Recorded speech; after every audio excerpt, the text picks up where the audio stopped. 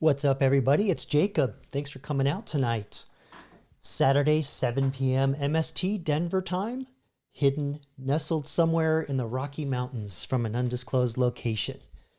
So interesting week going on here with some AI stuff and some robots. So I thought I'd pull some things up, but I also wanted to talk a little bit about some of the big ideas, the big fears, the big pie in the sky ideas of three big figures in AI. So I pulled a couple clips of each of those, one of those three figures. And we're going to go over some of those so I can kind of give you a little bit of an idea of like, what are some of the people that are making this stuff afraid of? And what are the things that are people are really happy about or excited about that's making this stuff?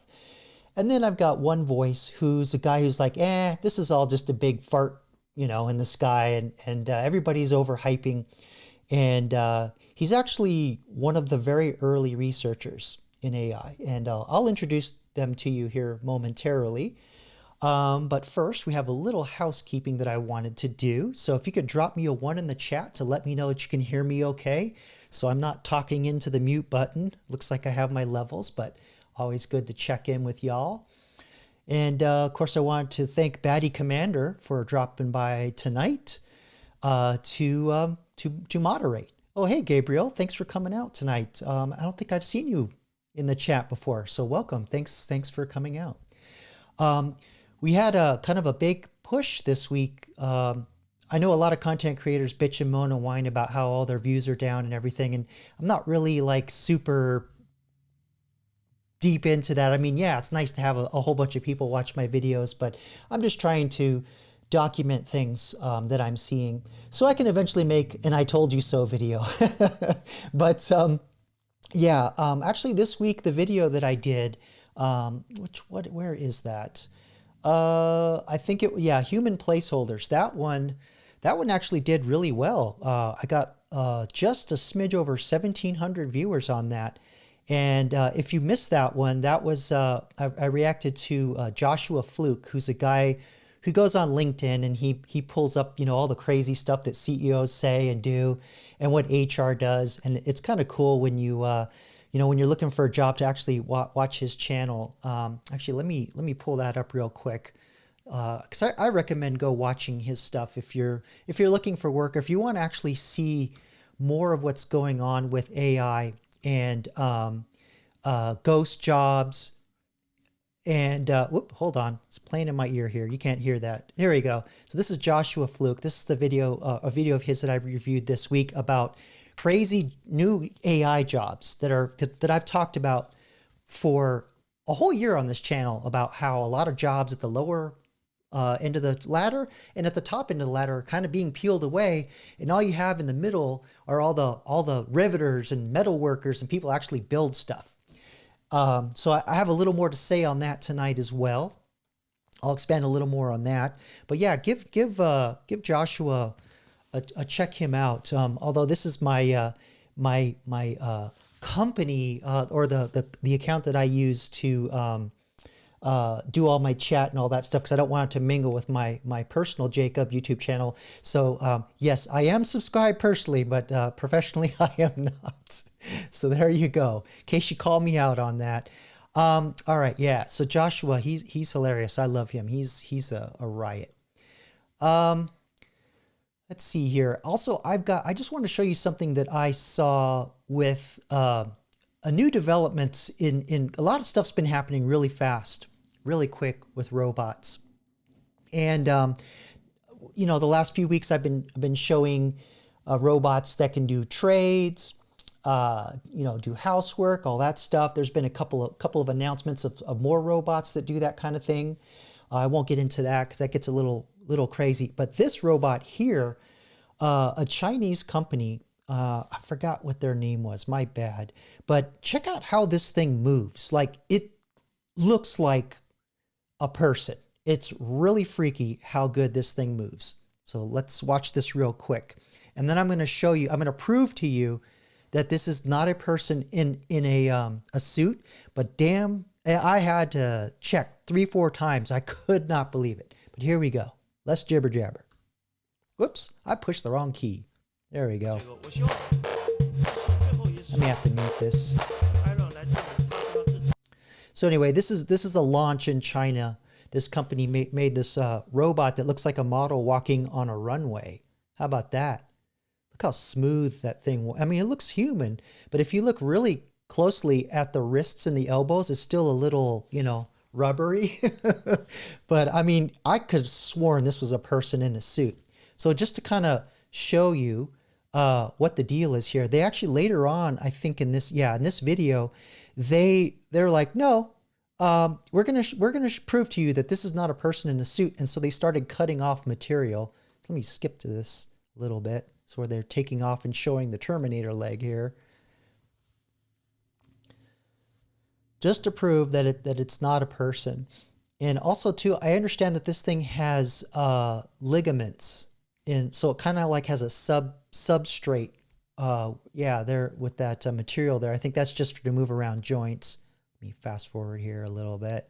There we go. Now we got the Terminator leg. Where's the chip? Send it to Skynet. All right, and then there it is walking. So just so you know that this is not a person in a suit. Crazy. So there you go. How about that?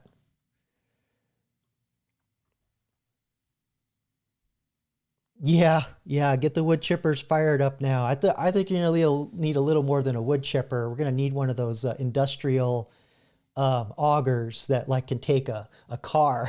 You just throw that sucker in there. Yeah. What is this, Gabriel, you're saying? If they can drive, they can take the DUI walk, right? Yeah. I don't know. They might pass it. What do you do for the breathalyzer? Sir, I smell oil on your breath. Do you mind if I light a cigarette? All right. So, yeah, I just kind of wanted to every week I just like to pop in a robot in here.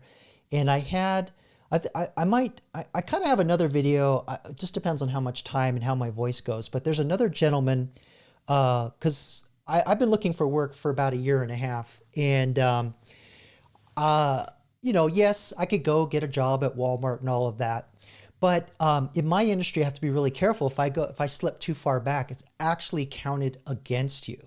Because, you know, they're like, well, you had to go get a job at Walmart. Why couldn't you get a job as like a junior coder? You know, or do you suck? What's your deal? So it's kind of lame like that. So I have to be really careful. But anyway, there's a gentleman here. He has a channel called A Life After Layoff, where he talks about all the innovations in AI, in human resources, and the things they're doing.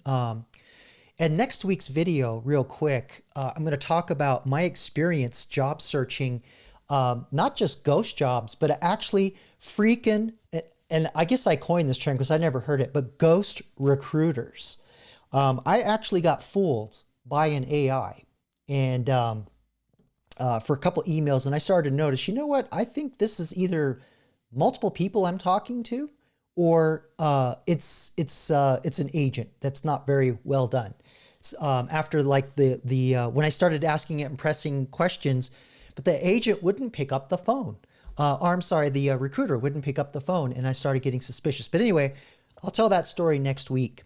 And that was kind of an interesting story about how I kind of fought back a little bit. So that's coming next week, or maybe the week after that. Not sure. I have a couple videos in the can. Just kind of depends on how much time I have to edit here. Let's see. I've got another one that, so it just kind of depends on how much time we have. But talking about looking for work, I wanted to pull up this news report. Oh, and by the way, as the video reminds me here, at some point in the live stream, I will launch an AI character, and you can interact with it through the live chat for those of you that are new here tonight. And in order to do that, you do need to be a subscriber. So there's about a 20 minute window, I think, before you can ask questions of the AI, which brings me to, here's the first one. This is the Hail 9000. you can put the command exclamation point H9 followed by your question. Please don't put any quotes or emojis. Kind of messes up the program. I'm still trying to fix it. And also keep it PG-13. Our trusty channel moderator, Batty, will boot you if you kind of step over the line a little bit. But I only give one warning, so this is the warning. We also have our 8-ball oracle, which has its command down below here that you can put into the chat followed by your question. All right, so let me get back to the video here on, oh man, I messed up my settings tonight. I had to reboot my computer a couple times because I use the same computer to launch other AI projects and things, and sometimes it gets a little crazy. Uh-oh, yeah, Batty's on the prowl. Watch out. But I appreciate you moderating, Batty. Thanks for coming out. Okay, so I just wanted to kind of see what the narrative is with what they're saying in the news, what's happening, and then I'll expand more on what my experiences have been searching for a job the past year and how things have evolved. But let's watch this real quick. It's a quick report. It started as any job search would. A posting on ZipRecruiter for a major bank, a LinkedIn application for a tech startup, an email from a recruiter about a Hey, that's mine. top PR job. But on the other end, it's not employers, it's scammers. Job scam recruiting texts and fake job postings are on the rise, according to the Federal Trade Commission, targeting the millions of Americans hunting for work and taking advantage of a slowing job market. Scams are always preying on the vulnerable, right? And I think people who are looking for work are vulnerable people in a way. Timothy Brown encountered one of these scams on his job hunt. I was certain that it was a real job when I first encountered it on a platform that I trust to be able to find jobs. It's a new wave of scams. And some of those poorly worded text messages you've probably received. Yes, I'm pausing for fair use, YouTube. I'm transforming this video with my commentary and reaction. Oh, hey, Rexus, that you changed your screen name there. Yeah, that is you, Rexus, right? Now going by Mr. Kolovrat, I think. But yeah, thanks for coming out. Good to see you again. All right. Yes. Okay. All right. You got me. You got me. All right. So yes, these scams, they're getting better and better is what I'm noticing. The initial email that I got did not come through LinkedIn. It came in through an email address that I use predominantly just for searching for work. So I usually am very careful of those kinds of things. And I called the company and, there was a voicemail and the name of the recruiter that was in the email was like, hello, this is such and such. It's my voicemail. I went on the website. I went on LinkedIn. Everything checked out, and it was still, although I don't think it was a scam like this. I just think it was a recruiter that didn't know what they were doing with AI to bring in leads. But anyway, let me, I got to adjust something here. Just give me 1 second. Okay. All right. Sorry about that. So let's get back to the video and continue onward. I'm just curious if any of you have experienced any contact from scammers while searching for work. This one looks like what they're showing here is through text messages. I've not really experienced that. It's usually through email and even through LinkedIn, which is rife with all kinds of AI agents trying to bring you in. And some of these things are scams. And one thing that I've learned is that if somebody from another country is trying to hire me for a job here in the States, I just ignore it right away. Because to me, that's BS. Oh, hey, Rusty, thanks for coming out tonight. Our resident werewolf. He has been putting out some really awesome videos. You should go check out his shorts. He's got some cool werewolf videos. I love lycanthrope movies. Those are one of my favorite genres in horror. So yeah, your video game's getting awesome, Rusty. I gotta say, it's really cool. I might pull one up here real quick. But let's finish this video and keep going with the job scam postings. Now, some fake listings are nearly indistinguishable from legitimate job postings, and they're popping up on trusted job hunting websites like ZipRecruiter and LinkedIn. You Yeah, cannot indeed. give these postings more credibility simply because they appear on a legitimate site. These sites are doing the best they can to vet and review these posts. No, they're not. No, they're not. They do have a process to validate that you're a real person and you send in your ID, but it's voluntary. Then we kind of get into the discussion. Do we do, digital ID? Because digital ID is really the only way to knock this stuff out. But then how much freedom do we give away for security? Big question. Anyway, let's continue on here. But there isn't some threshold where they are reviewing every single one before it gets posted. Brown says that trust made him more susceptible. If you're on a dating app and you're meeting people, everybody's a little bit careful because they don't know the person you're communicating with. But when you're on LinkedIn, Dating apps too are crazy with other, let's say, honeypots. Oh yeah, that's a good one, Maddie. Rusty will soon be dancing to Thriller. No joke. Okay, fair use, YouTube. the trust level is so much higher to begin with. And Brown isn't alone. In the first half of the year, online job scams rose 19% compared to a year earlier, costing Americans nearly $300 million, with a typical victim losing around $2,000. Okay, this is kind of what I wanted to see, because it's one thing when the job postings are ghost jobs, which a lot of companies do. They post fake jobs just to collect resumes and build their database and all kinds of other things they do. It's profitable for them to do so in many ways because one, they look like to their competitors, oh, they're hiring, they're doing all this stuff, or they must have like a new product that they're working on. So it makes it look good to the competitors. It looks good to the shareholders because it looks like something's happening. But yet you've got all these companies just laying off people like crazy. So there's just all this weird like disconnect that makes it very confusing. All right, let's get back to the video here. According to the FTC. In a statement, LinkedIn says it has systems in place to catch postings, but urged job seekers to be vigilant. ZipRecruiter sucks. said it also has a system for detecting job scams and takes down posts that violate its terms of use. Experts say job seekers should check with a company to make sure a job posting is legitimate if they're suspicious. And You should always check a company website. And in fact, I would just use these job boards to see if you can find A, if the company's real and they have a website, B, if the job actually exists, right? If it's still on the site, then that means it's still open. So a lot of times there's so many people applying, the jobs are already taken. But then you have all these ghost jobs too, where they're just out there honeypotting, you're trying to get everybody's resume. And it's not as common, but they're not going to put the honeypot jobs on their actual corporate website. So I would just go right to the site to check everything out. And if you can, if there's a contact on the job, call the company through the front desk and ask to connect with them instead of calling the number directly. All right, so let's get back to the video. never give out sensitive information early in the interview process. Oh, yeah. Or deposit money into an account in order to get paid. Another thing too is if they ask you to buy anything that's supposedly for your job, like, oh, you have to get a particular computer or buy a bunch of software.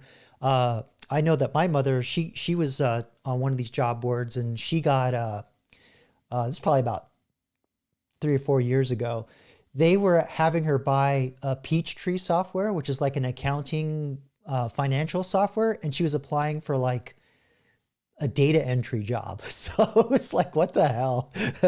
Because the Peachtree, you set it up company-wide. It's not like you run it on your own computer. So I was like, this job's fake. But, you know, a lot of people fall for that.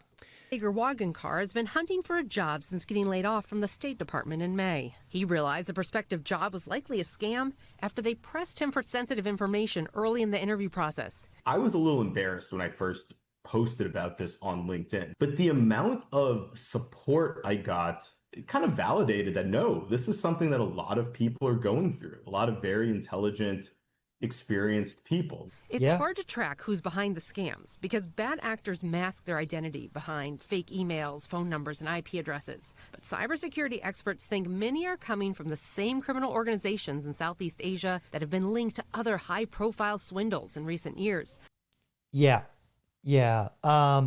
Also too, they've got AI, lots of AI tools. I haven't demonstrated it yet. Maybe I'll do it some other time because we already have a packed stream tonight. But I've seen AI tools that actually remove accents or give you another accent. So, you know, if you have your Southeast Asian accent, if you know what I mean, right?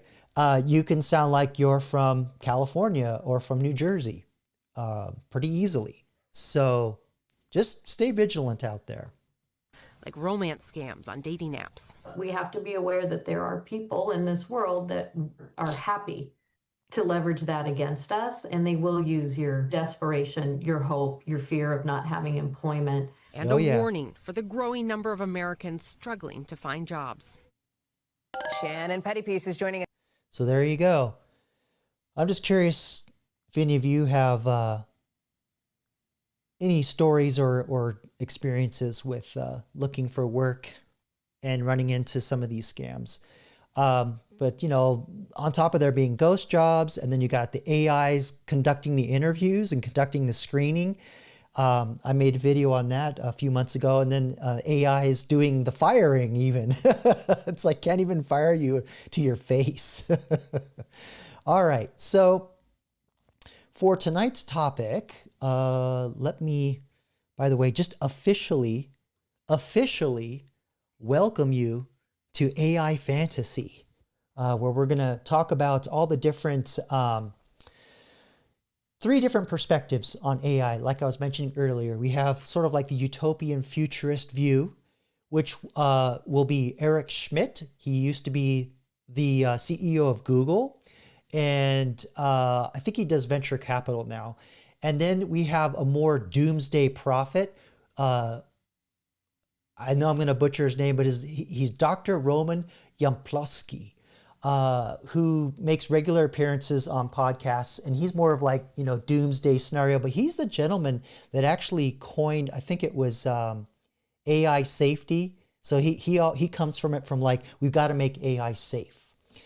So we'll have a clip of that. And then Gary Marcus, who is known for his book, Rebooting AI. And he's a cognitive scientist out of NYU. And he's kind of more like middle of the road, where he's like, you know, I really doubt that we're going to get like super intelligence from our current technology of AI. A totally new version of AI has to be invented. And, you know, he's more of the camp of like everything's overhyped. But I just wanted to do a survey of these 3 voices because it's important for you to separate the pie in the sky from the doomsday, from like the meh, you know, because they all have their reasons, but they all come from different, I don't want to say backgrounds per se, but what's the word I'm looking for? Well, you know what? I'll just stop it here and we'll move on. I don't want to get too deep into it, but let's just say that things lean more doomsday these days, and I want to show you more of the positive voices that think more around like, okay, well, what's going to happen with jobs, versus the doomsday is like, well, we don't need to worry about the jobs. We need to worry about being ruled by them or harmed by them, is kind of how I wanted to couch this, right? So you can see all the different voices and where they're coming from and why, you know, they all have valid perspectives, but I think some of them are projecting too far out into the future. So I'll kind of put my opinion on things a little too. All right. So the first person that I want to show you is Eric Schmidt, who is more the pie in the sky guy. Let me get up the video here. Let's see. So we have, he's I forgot what event this is, but he's basically, his speak is, you have no idea what's coming. It sounds negative, but it's actually very positive. So let's kind of see where he's coming from, and then I'll put another twist on this, or another layer on top. Trying to capture all the benefits of AI while maintaining human values and dignity, right? Very useful. And I think speaking as the local humans, we clearly care about that.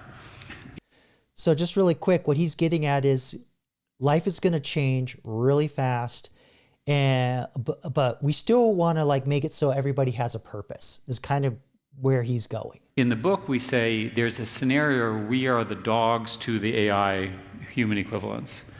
And so we as the top animals, if you will, in our 70,000 years of existence, whatever it is, have never had, like the Neanderthals were not quite at our level, shall we say. We've never had this arrival. And we spend a fair amount of time talking about what happens when that thing, whatever you want to call it, discovers things that we don't understand.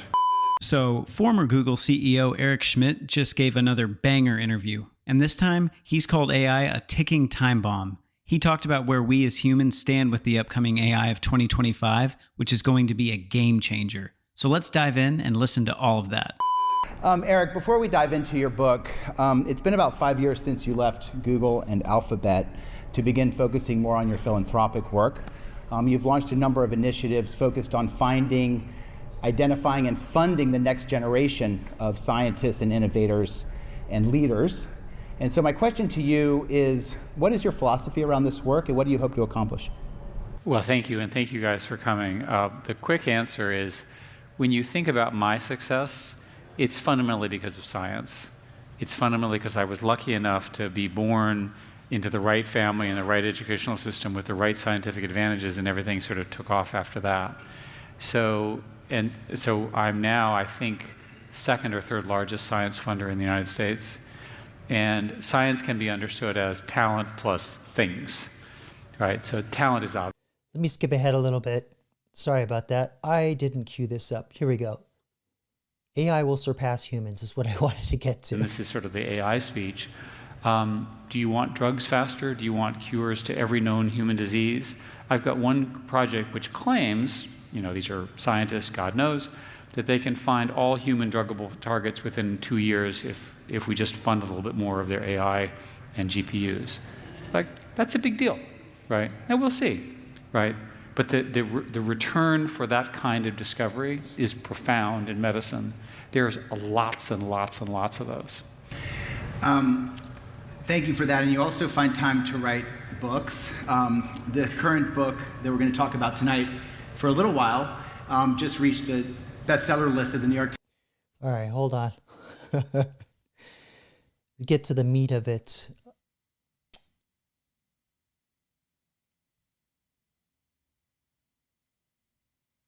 You know what? I think I queued up the wrong video, guys. I'm sorry.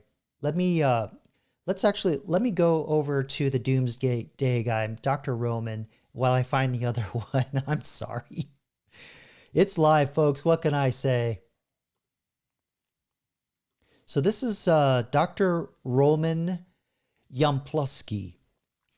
And I might have to turn the subtitles on. Let's go. This is the guy who coined the phrase AI safety, and he's more of like, we have to get ready for AI superintelligence. And the next guy that I'm going to show doesn't think we'll get to AI superintelligence anytime soon, at least with the technology we have. So this guy is thinking much further ahead. And some people believe that the technology we have now will become super intelligent, or at least AGI, general intelligence, where it can solve problems on its own. And then there's super intelligence, where it'll be like all the intelligence of all humans together in one big AI. So that's kind of the levels of AI. And this guy, he kind of jumps back and forth between the two, but yeah, this guy scares me. But anyway, fair use, YouTube. Automated at that point. Do you sleep well at night? Really well. Even though you spent the last 15, 20 years of your life working on AI safety, and it's suddenly among us in a way that I don't think anyone could have predicted 5 years ago. When I say among us, I really mean that the amount of funding and talent that is now focused on reaching superintelligence faster has made it feel more inevitable and more soon than any of us could have possibly imagined. We as humans have this built-in bias about not thinking about really bad outcomes and things we cannot prevent. So all of us are dying. Your kids are dying, your parents are dying, everyone's dying, but you still sleep well, you still go on with your day. Even 95-year-olds are still doing games and playing golf and whatnot, because we have this ability to not think about the worst outcomes, especially if we cannot actually modify the outcome. So that's the same infrastructure being used for this. Yeah, there is humanity-level death-like event. We're happening to be close to it probably, but unless I can do something about it, I can just keep enjoying my life. In fact, maybe knowing that you have limited amount of time left gives you more reason to have a better life. You cannot waste any. And that's the survival trait of evolution, I guess, because those of my ancestors that spent all their time worrying wouldn't have spent enough time having babies and hunting to survive. Suicidal ideation. People who really start thinking about how horrible the world is usually escape pretty soon. Very easy to. You co-authored this paper analyzing the key arguments people make against the importance of AI safety. And one of the arguments in there is that there's other things that are of bigger importance right now. It might be world wars, it could be nuclear containment, it could be other things. There's other things that the governments and podcasters like me should be talking about that are more important. What's your rebuttal to that argument? So superintelligence is a meta solution. If we get superintelligence right, it will help us with climate change, it will help us with wars, it can solve all the other existential risks. If we don't get it right, it dominates. If climate change will take 100 years to boil us alive and superintelligence kills everyone in 5, I don't have to worry about climate change. How is that for a nice Christmas card or postcard? So either way, either it solves it for me or it's not an issue. So you think it's the most important thing to be working on? Without question, there is nothing more important than getting this right. Yeah, really quick. So this is why I make other videos on some other things like AI psychosis, which is a new problem that we're getting because of AI. And then there's the people that are, because of AI, lots of teenagers. And then there's the rising issue of sensual chats with children. So so these are small problems. This guy's talking about AI ruling the roost over us like an emperor kind of thing, Skynet kind of thing. So let's continue on here. And I know everyone says it. You take any class, but you take English professor's class, and he tells you this is the most important class you'll ever take. But you can see the meta-level differences with this one. Another argument in that paper is that we'll be in control and that the danger is not AI. This particular argument asserts that AI is just a tool. Humans are the real actors that present danger, and we can always maintain control by simply turning it off. No. Before this guy answers, I can tell you simply turning it off. Yeah, there's a power switch, but a lot of the systems that I design have multiple redundancies. So like a lot of the companies that were on AWS last week, which is, cloud service, went down. A lot of companies, went down because they only were on one cloud, but there are companies that were on all 3 clouds, the 3 big clouds, so they could suffer AWS going down, Azure going down, and even Google going down because they also have their own data center. So AI can be and is built the same way. So there isn't a power switch is what I'm saying. It's not as simple as just turning it off. Plug out. I see that every time we have a conversation on the show about AI, someone says, can't we just unplug it? Yeah, I get those comments on every podcast I make, and I always want to get in touch with a guy and say, this is brilliant. I never thought of it. We're going to write a paper together and get a Nobel Prize for it. This is let's do it. Because it's so silly. Like, can you turn off a virus? You have a computer virus, you don't like it, turn it off. How about Bitcoin? Turn off Bitcoin network. Yep, decentralized. So just like blockchains are decentralized, same thing with a lot of AI. It can be built to be decentralized. The bigger companies are doing it. Smaller companies haven't figured out how to do it yet, but they'll get there. Trust me. Go ahead, I'll wait. This is silly. Those are distributed systems. You cannot turn them off. And on top of it, they're smarter than you. They made multiple backups. They predicted what you're going to do. Yep. They will turn you off before you can turn them off. The idea that we will be in control applies only to pre-superintelligence levels, basically what we have today. Today, humans with AI tools are dangerous. They can be hackers, malevolent actors, absolutely. But the moment superintelligence becomes smarter, dominates, they no longer the important part of that equation. It is the higher intelligence I'm concerned about, not the human who may add additional malevolent payload, but at the end still doesn't control it. Yeah, that's a good point.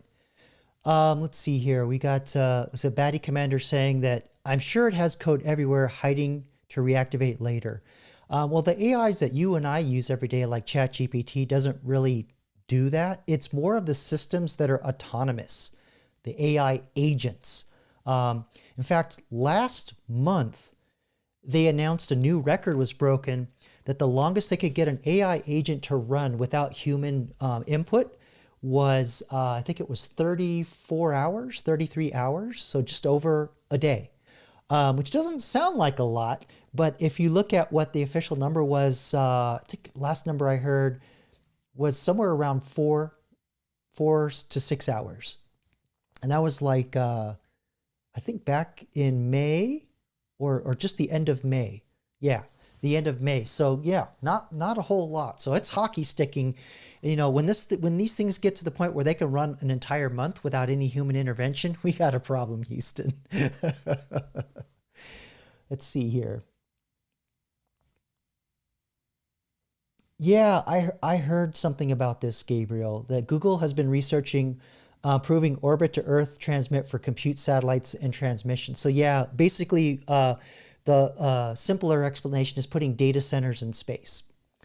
Yeah, that's yeah, nuke them from orbit, I guess. That's kind of how that's probably going to go.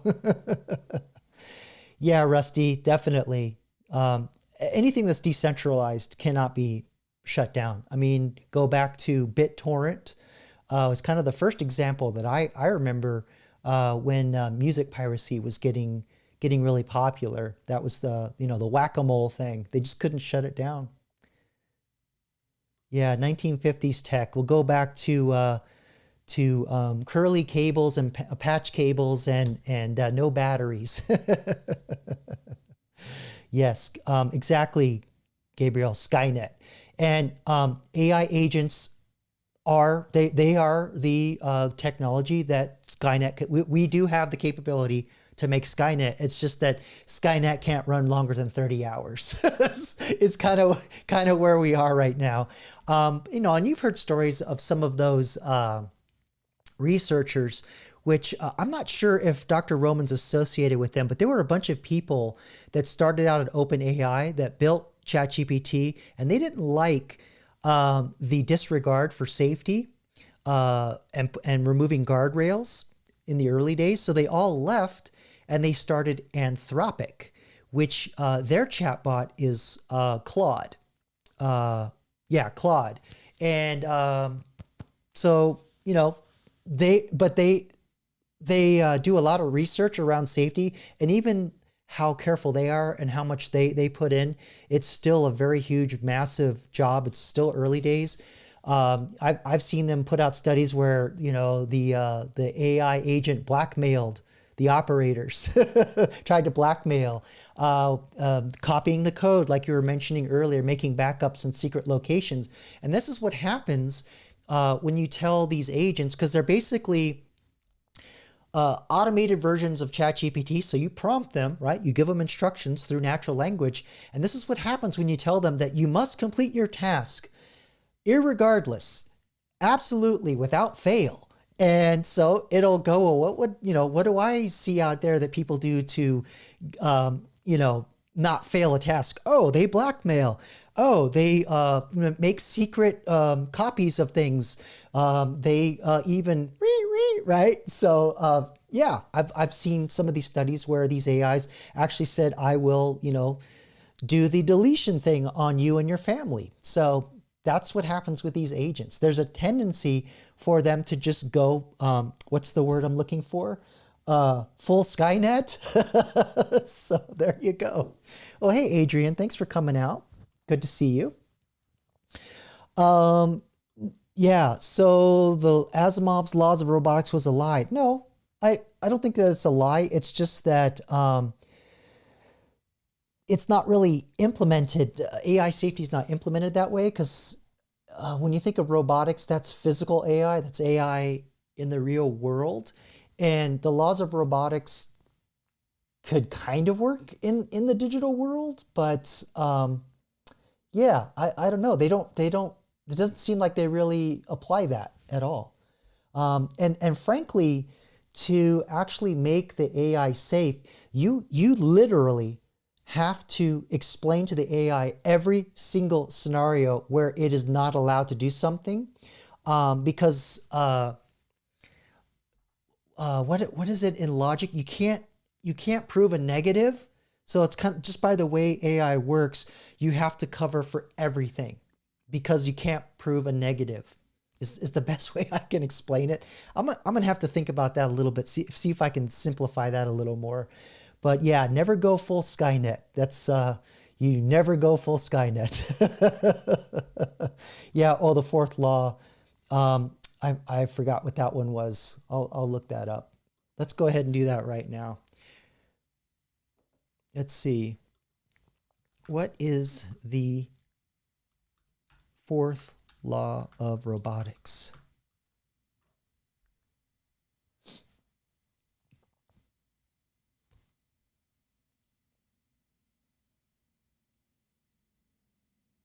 Or the zeroth law.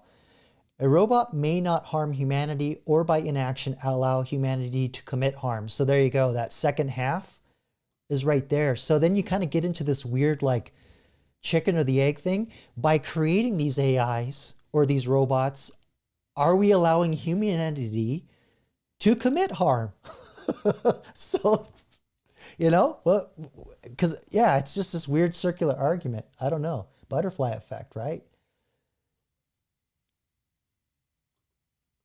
Yeah, a lot of people say this, and I think that's what Dr. Roman says, is that, when they become self-aware, it's not going to matter. I think he's also the guy that says that we won't even know. We won't know when AI becomes self-aware. It won't be announced. It's more like that we'll just wake up in some algorithm, or we realize that all of our actions are towards feeding the greater good of the algorithm that the superintelligence is running. This is a very common sci-fi theme where AIs are governing humanity. See that a lot. All right. But yeah, so we'll ask it, what is its purpose? It has none other than to gather info and share it. But what if me, because of my little puny human job, stands in the way of gathering that info and sharing that info? What happens to me? And how would I be manipulated by a superintelligence versus, the narrow AI we have now to make that mission possible, right? So it's kind of a freaky sci-fi notion, because Skynet is one thing, because the deal is that it saw humans as a threat to itself. So it's like, oh, we'll just eradicate the humans. But I don't think we'll have Skynet in that way. I just think it'll be more like what it is now. We all live in algorithmic bubbles that we don't realize. Like just as purely as an example, go and to somebody you trust and ask them, hey, can I look at your YouTube feed? And you'll see that the YouTube feed is totally different than what your YouTube feed is. That's because the algorithm that feeds content has been trained for what your buddy likes or will click on versus what you like and click on. And imagine expanding that algorithm to every aspect of life. Not just like what you buy, how you vote, or anything like that. Maybe that algorithm for superintelligence would give you, think of it like a gig, like the gig economy, like TaskRabbit, where you sign in and it has you going and, maybe somebody wants their garage cleaned out, just as an example. But maybe cleaning out that garage could end up you have to find something, right, that the AI needs to like make its brain bigger or something weird like that. But you don't realize that you're like in a larger algorithm that's making that bigger picture happen. Whereas today the algorithms just sort of like are like this numbing or they blind you to what's really going on, not necessarily directly. It's just the side effect of being sucked into a bubble and not paying attention to everything else around you. But don't get me wrong, there is a narrative that is being pushed, okay? So we won't go down that rabbit hole tonight. See what some good chat stuff going on here. Let's see what else we've got. Oh yeah, person of interest. That's true, Gabriel. That I forgot. That was there was an intelligence or I don't think they called it AI, did it? Because that was like in 2013 when that came out, but it was definitely like a computer manipulating those people to like do the research and or to investigate things and whatever it is their jobs were. It was directly tied to what that program wanted. Yeah, when it starts calling us bags of ugly water or ugly bags of water, we will know. Or meat sacks. All right. So let's get back to Dr. Roman and just see how nuts he goes, how deep into the rabbit hole he gets. It is tempting to follow the next argument that I saw in that paper, which basically says, listen, this is inevitable. So there's no point fighting against it because there's really no hope here. So we should probably give up even trying and be faithful that it will work itself out. Because everything you've said sounds really inevitable. And if with China working on it, I'm sure Putin's got some secret division. I'm sure Iran are doing some bits and pieces. Every European country's trying to get ahead of AI. The United States is leading the way. For now, I think China is nipping at our heels. And we are in a war. We're in an AI war, Cold War right now. And the argument from some of these people, don't build super intelligence because it's going to be bad. Well, what if somebody else builds it? How are we going to protect ourselves from another super intelligence? Well, from our super intelligence. That's how that works. Yeah, Adrian, I inadvertently cleared my OBS chat here, but you said that Adrian, you said man is flawed. Man created AI, therefore AI has flaws as well. Yes, our current version of AI has flaws because it's trained on data that we created. But the new general intelligence, even the super intelligence, it'll be able to solve problems without the bias of humans, the flaws of humans. So just something to think about there. How well will you sleep tonight?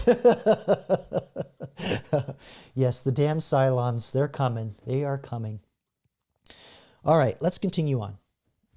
So we probably should just have faith and pray. Well, praying is always good, but incentives matter.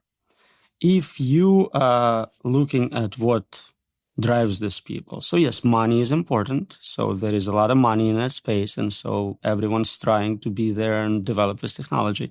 But if they truly understand the argument, they understand that you will be dead. No amount of money will be useful to you. Boy, he's a real charmer at Thanksgiving, huh? Then incentive switch. They would want to not be dead. A lot of them are young people, rich people. They have their whole lives ahead of them. I think they would be better off not building advanced superintelligence, concentrating on narrow AI tools for solving specific problems. Okay, my company cures breast cancer. That's Yeah, so I don't know, his accent's a little thick, but he said we need to focus on narrow AI tools, which is what we have right now. ChatGPT, machine learning, it's a different kind of AI you can't talk to. That's what he's talking about. so. We make billions of dollars. Everyone's happy. Everyone benefits. It's a win. We are still in control today. It's not over until it's over. We can decide not to build general superintelligences. I mean, the United States might be able to conjure up enough enthusiasm for that. But if the United States doesn't build general superintelligences, then China are going to have the big advantage, right? So right now, at those levels, whoever has more advanced AI has more advanced military. No question. We see it with existing conflicts. But the moment you switch to superintelligence, uncontrolled superintelligence, it doesn't matter who builds it, us or them. And if they understand this argument, they also would not build it. It's a mutually assured destruction on both ends. We still built nuclear weapons, even though we know we could blow up the world several times over. I ain't buying that argument. I don't know what you think, Chet, but the cat's out of the bag. It's going to get built. The next speaker that I'll show will explain why we can't build it with the materials, so to speak, that we have now, but I'll save that for later. Back to Dr. Roman, fair use YouTube. Is this technology different than, say, nuclear weapons, which require a huge amount of investment and you have to enrich the uranium and you need billions of dollars potentially to even build a nuclear weapon? But it feels like this technology is much cheaper to get to superintelligence potentially, or at least it will become cheaper. I wonder if it's possible that some guy, some startup is going to be able to build superintelligence in, a couple of years without the need of... Okay, so this is where kind of some ignorance comes in. So I personally, I don't think we'll get to AGI, let alone ASI, with our current tools, current technology. We're already don't have enough electricity, and there's issues with cooling and water with these things, and also too, nobody's making money with these AI tools that they're building at scale in all these data centers. We haven't even figured out how to be profitable from this yet. So this could all crash, right? We're basically in a debt bubble because of AI. So you've got that too. But yeah, I'm not worried about it, right? I mean, AI agents, that's what I'm more worried about, is these, narrow AI based agents. Like I said, we just got to 30 hours running without human intervention. What happens when these some bitches start running a whole month or even days or weeks? I'm more worried about that. And I'm also more, like I mentioned before, the algorithms that we already live under. We don't realize how many algorithms actually run our lives. Not just social media. When you buy things on websites, go on Netflix, the recommendation engine on that thing is insanely complicated. So, I made that video earlier this year about how I watched one movie with Patrick Stewart where he played a gay dancer or something in it. And then for 2 weeks, Netflix thought I was gay and kept feeding me hey, you want to watch this gay romance movie? How about this one? How about this one? I had to watch, 2 weeks worth of frickin' Rambo and Terminator and all the 80 actions movies I could muster just to shake off the algorithm. So just imagine all these other algorithms that are in your life. Can you shake them off? I don't know. But anyway, let's get back to the video here. Fair use, YouTube. Yeah, gay. Billions of dollars of compute or electricity power. That's a great point. So every year it becomes cheaper and cheaper to train sufficiently large model. If today it would take $1 trillion to build superintelligence, next year it could be $100 billion and so on. At some point, a guy on a laptop could do it. But you don't want to wait 4 years for make it affordable. So that's why so much money is pouring in. Somebody wants to get there this year and lucky in all the winnings. Yeah. Litecoin level award. So in that regard, they both very expensive projects like Manhattan level projects. Which was the nuclear bomb project. Right. Yeah, nation states. Only nation states can build at the level that he's talking about. I mean, I know a lot of people talk about quantum computing. You know, this week it's up, this week it's down. You know, there was some big breakthrough that happened from some company that said now we can scale up quantum computing. I'm like, but wait, I didn't think it could work. You know, I thought we were like having all these errors. So anyway, you know, quantum computing comes online. Once we figure that out, holy shit, all this is moot by that point. But anyway, let's get back to it. The difference between the two technologies is that nuclear weapons are still tools. Some dictator, some country, someone has to decide to use them, deploy them, whereas superintelligence is not a tool, it's an agent. It makes its own decisions and no one is controlling it. I cannot take out this dictator and now superintelligence is safe. So that's a fundamental difference to me. But if you're saying that it is going to get incrementally cheaper, like I think it's Moore's law, isn't it, that the technology gets cheaper? It is. Then there is a future. And by the way, a lot of these companies, that's why they're building frantically, because they're trying to stay ahead of China and other enemies of the state on this massive debt bubble. And the big bet is that, Moore's law will just be able to like have, or store twice as much memory and have twice as much compute power because it'll just get better. And, I don't know that that's really a smart bet, but that's how desperate they are at this point. And that's what's making the bubble bigger and bigger, because there's this incestuous relationship where OpenAI gets a $500 billion project, then they take that money and they give it to this other data center type thing, and then they give the money floats around to like Meta, NVIDIA, and it's just going around in this circle. And last time I saw something go around in a circle was down the toilet, down the drain, into the shitter. So there you go. All right, let's get back to it, you two. Where some guy on his laptop is going to be able to create superintelligence without oversight or regulation or employees, etc. Yeah, that's why a lot of people suggesting we need to build something like surveillance planet, where you are monitoring who's doing what and you're trying to prevent people from doing it. Do I think it's feasible? No. At some point, it becomes so affordable and so trivial that it just will happen. But at this point, we're trying to get more time. We don't want it to happen in 5 years. We want it to happen in 50 years.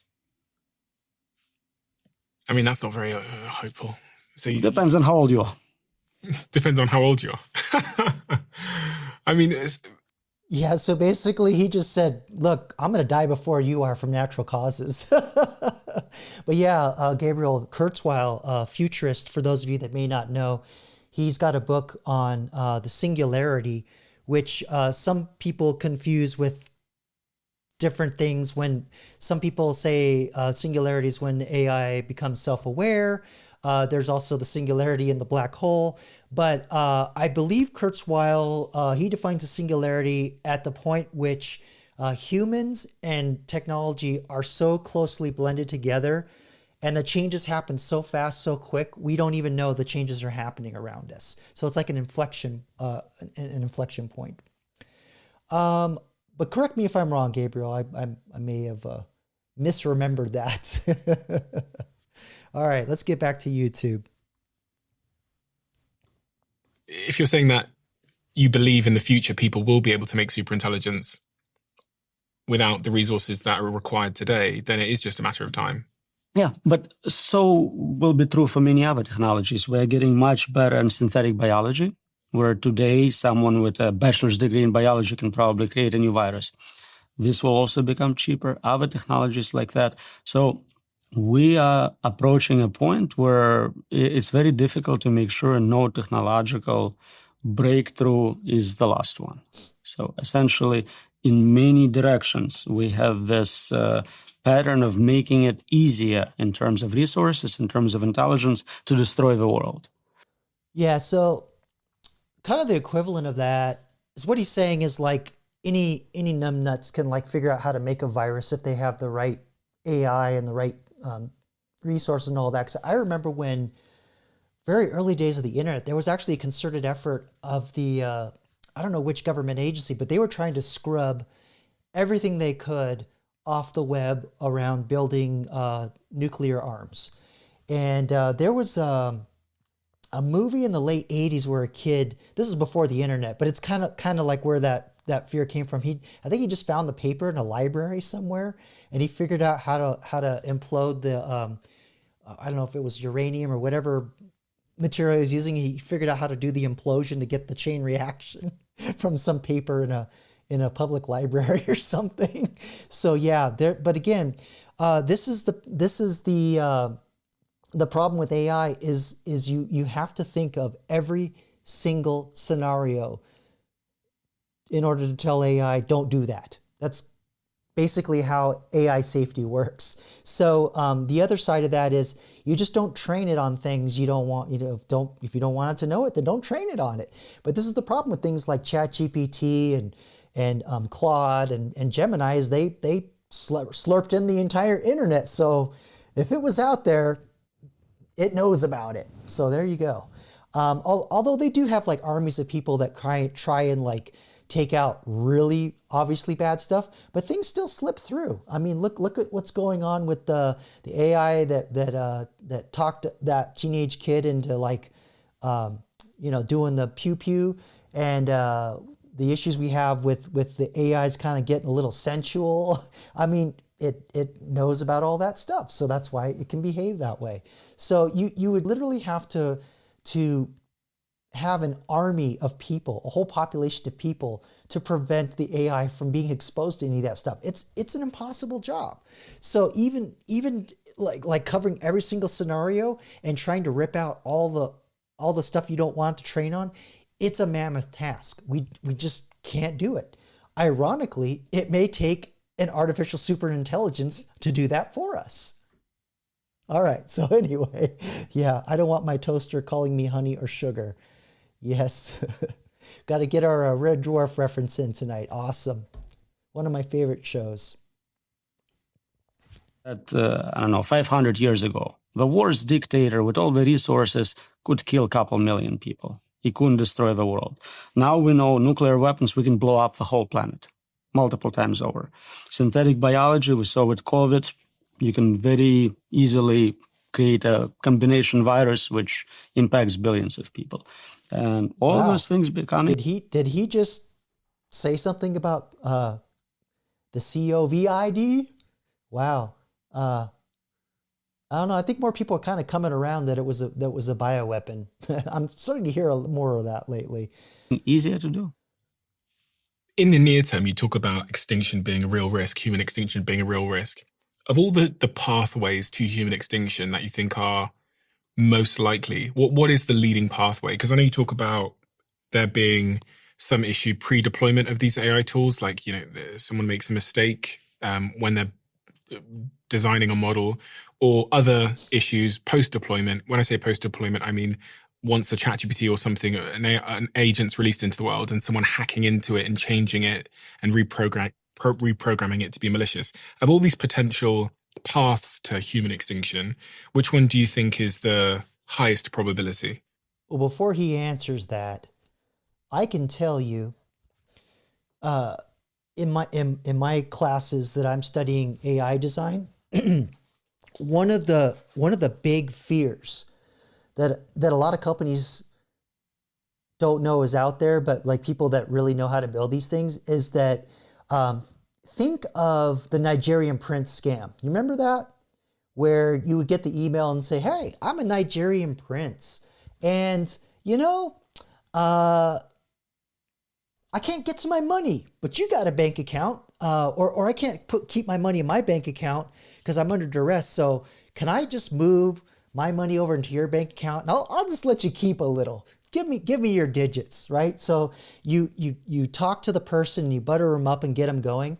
Well, think of the AI agents, or even just a simple generative AI like a ChatGPT that your company has, because companies don't necessarily just use ChatGPT. They actually build their own generative AIs trained on their own corporate data.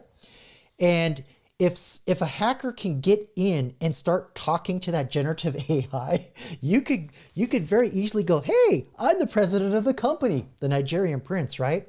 Yeah, I need a spreadsheet of all of our customers, what their accounts are, oh, and while you're at it, just, give me a PDF of all of our intellectual property, just so I have a backup of it. Cause I am the president of the company after all. Cause it's like having like an idiot that falls for the Nigerian prince sitting inside your company.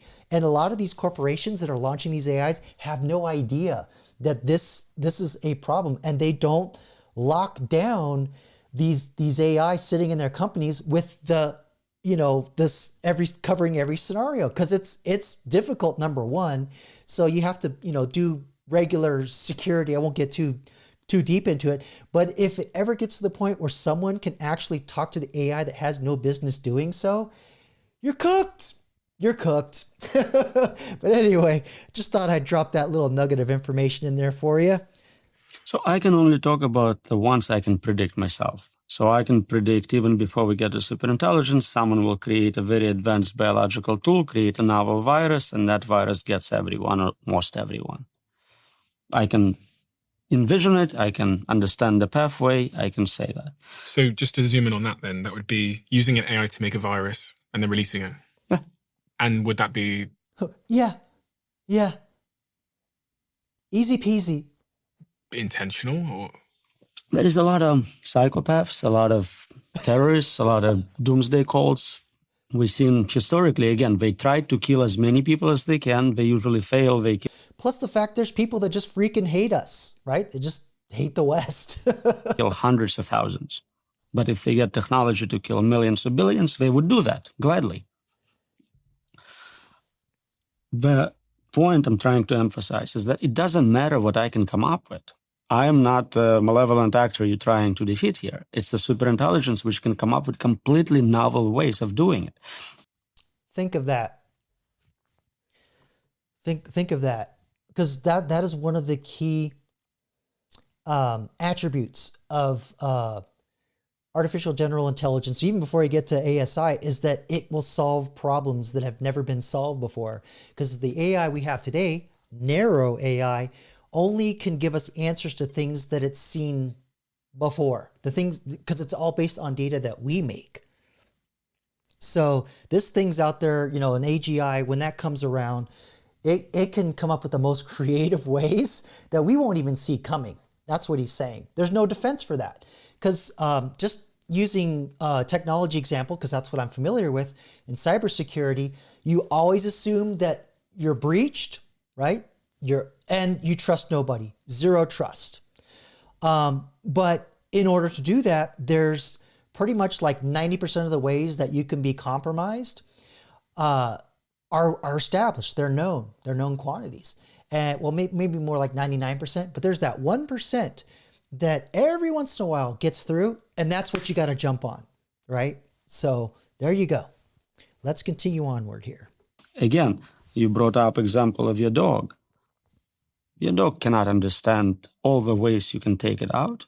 Oh, jeez. It can maybe think you'll bite it to death or something, but that's all. Whereas you have infinite supply of resources. I think this guy missed his calling as a Hallmark card greeting writer or greeting card writer. So if I asked your dog exactly how you're going to take it out, it would not give you a meaningful answer. It can talk about biting. And this is what we know. We know viruses. We experienced viruses. We can talk about them. Mm-hmm. But what an AI system capable of doing novel physics research can come up with is beyond me. One of the things that I think most people don't understand is how little we understand about how these AIs are actually working. Yeah, so let me expand on that really quick. So there's established math. There's the neural connections inside this that happen in the software that make the brain function, the neurons firing inside the neural network. We know how it works. We don't know why. When I first heard that, I was like, So why are we running these things? But anyway, let's continue onward. Because one would assume, with computers, we kind of understand how a computer works. We know that it's doing this and then this, It's almost and like it's running alchemy. on code. But from reading your work, you describe it as being a black box. So in the context of something like ChatGPT or an AI we know, you're telling me that the people that have built that tool don't actually know what's going on inside there. Correct. That's exactly right. So even people making those systems have to run experiments on their product to learn what it's capable of. So they train it by giving it all of data, let's say all of internet text. Yeah. So he's just talking about training. So that's what I was mentioning earlier, is that it only can solve things that have been solved by us because we are the ones feeding the data into it based on the data we create. But this is kind of where we get, oh, damn, I lost my point. Anyway, it'll come back to me. Let's continue on. They run it on a lot of computers to learn patterns in that text. And then they start experimenting with that model. Oh, do you speak French? Oh, can you do mathematics? Oh, are you lying to me now? And so maybe it takes a year to train it and then 6 months to get some fundamentals about what it's capable of, some safety overhead. But we still discover new capabilities in old models. Yeah. So again, this is kind of what I was getting at, is because these neural connections happen not only by what we train it, but as we use it, it learns from us. And so there's this idea of where new capabilities are emerging out of these AIs. And that's another reason why it's so difficult to make these things 100% safe. All right, so let's continue onward. If you ask the question in a different way, it becomes smarter. So it's no longer engineering, how it was the first 50 years, where someone was a knowledge engineer programming an expert system AI to do specific things. It's a science. We are creating this artifact, growing it. It's like an alien plant. And then we study it to see what it's doing. And just like with plants, we don't have 100% accurate knowledge of biology. We don't have full knowledge here. We kind of know some patterns. We know, okay, if we add more compute, it gets smarter most of the time. But nobody can tell you precisely what the outcome is going to be. Okay, I think this is a good point to stop, because this is where it leads into the next guy, where he was talking about if we just add more power, computing power, memory and all that, the AI will improve. But there's actually an upper limit. I don't understand all the science and all the math behind that. But the next guy that I want to talk to, oh, hey, Night Owl. How you doing? Thanks for coming out tonight. Inaugural channel member. Thanks for coming back. Checking out the video tonight. The next gentleman I want to bring up is Marcus, Dr. Marcus. Gary Marcus, and he's more of the kind of mindset where it's like, look, AI is cool and everything, but it's not going to become this super intelligence like everybody's talking about, not with what we have today. So let me play, we'll step over to him. And if you want to get back to Dr. Roman, we can. And we'll move forward with a little, because I like to listen to him, because he's like I said, I love his Hallmark greeting card style. Okay, so this is Gary Marcus, and I believe, no, he didn't win that prize. Never mind, I'll just be quiet. But like I was saying, he's a cognitive science. He was an early AI researcher, or at least the machine learning variety that we have today, because there were actually 3 AI booms that from the mid 50s and onward. So he was 90s going into the 2000s, and he wrote a book about let's see, it was 2000 or 2001, and I think it's what was it called? Damn it, my Swiss cheese brain kicked in. But anyway, all I'm saying is back 25 years ago or so, he talked about hallucinating. being a problem, or maybe, no, I'm sorry, this is his book from 2015. My bad. That, you know, hallucinations is going to be a huge problem, and it's going to be a problem that'll be almost impossible to solve. And so far, he's borne that out to be true. But let's listen to it's not technical per se, but it's a little meaty. So I will break some things down for you. But I just want you to hear from an actual academic, yay, talk about how that we're not going to get AGI, we're not going to get ASI from what we have today. There's no way. Whereas, you know, Dr. Roman's just already like, yeah, this is going to happen and we got to prepare for it now. So he's more, you know, thinking way ahead. Although I think if you asked him straight up, you know, Dr. Roman, do you really think that narrow AI is going to become AGI? I think he would probably say no. But, you know, he's playing it up a little bit. But yeah, he's thinking way down the road. Whereas Eric Schmidt, that I showed earlier with that crappy clip. I got to find the other one that I actually meant to show you. He's way more positive, pie in the sky. You know, there's going to be new jobs. Everybody's going to have purpose in life because the way, you know, I'm investing in building AI, everybody's going to have a purpose in life. So all these three different voices. So let's see what Dr. Gary Marcus says about in this video, the problem with ChatGPT. Debate and the arguments that have made you so prominent in this space. Well, I guess my position is that AGI is possible, that AI could be a good thing, but also that LLMs themselves are wildly overrated, are not going to bring us to AGI, have serious problems in reasoning and comprehension. And that we need to have some fundamental innovation.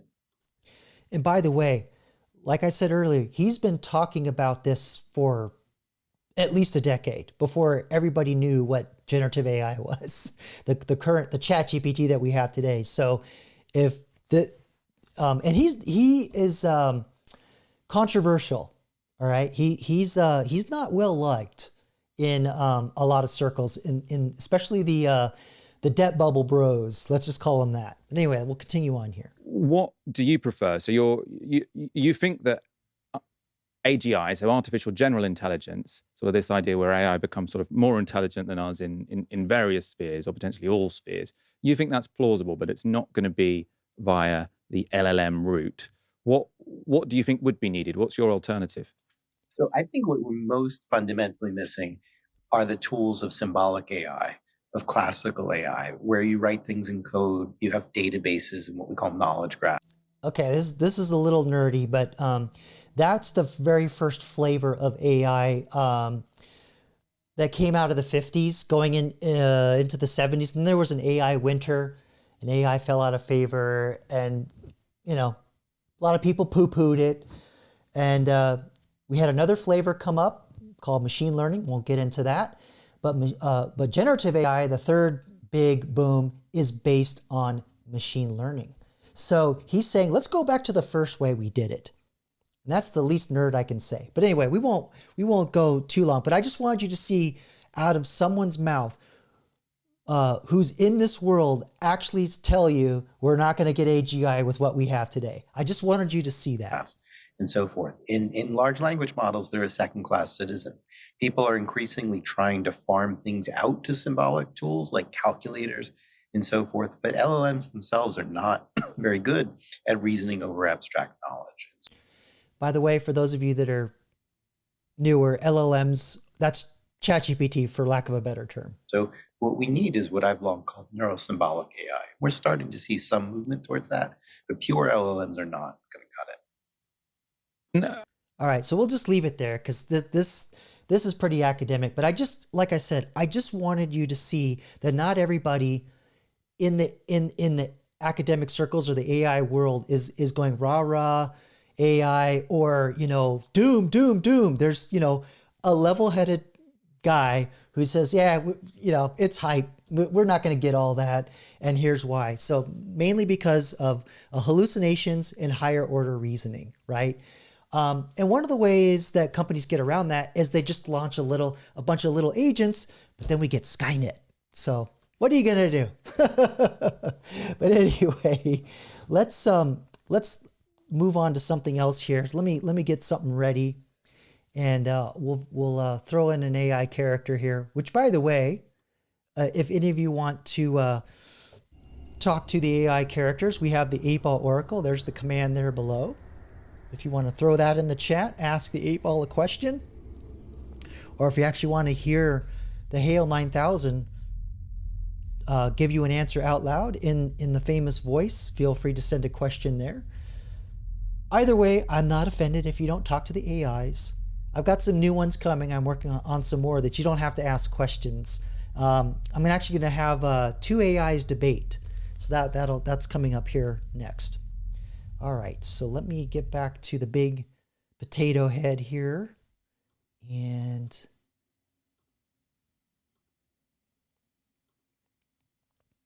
so I thought we would just kind of lighten the load a little bit, and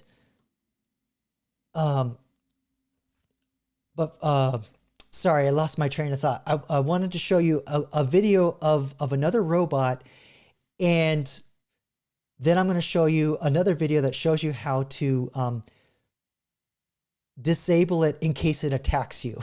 This is actually I think it's a real safety video. Maybe it's a lark, but let's, whoops, that's not what I want to show you. I wanted to show you this window. Hold on. I just added a shorts layout to my OBS here, so apologize for the jumbledness. I'll get there. Just bear with me here. I had to add another browser. There we go. Yes. Okay. Here we go. So here's the infamous Boston Dynamics dog robot, and this is not powered by a battery. It's actually powered by a go-kart engine, 2-stroke, I believe. All right, so let's watch this.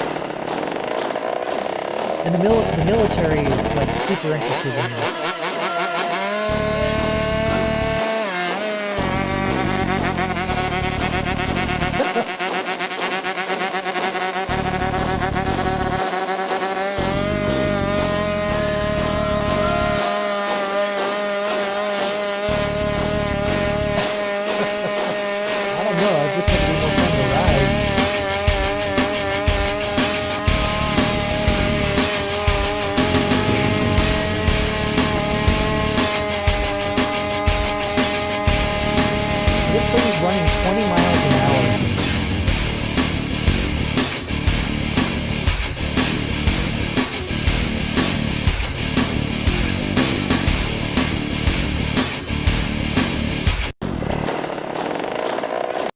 Right? So picture that thing coming at you 20 miles an hour.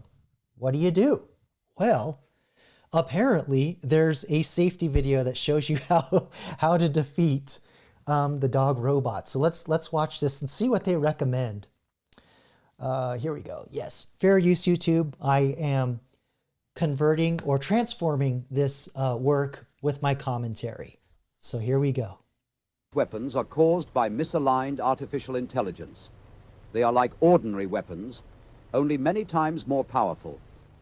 They are highly intelligent and are difficult to outrun. They can navigate complex terrain. They can track and identify targets using thermal imaging and facial recognition.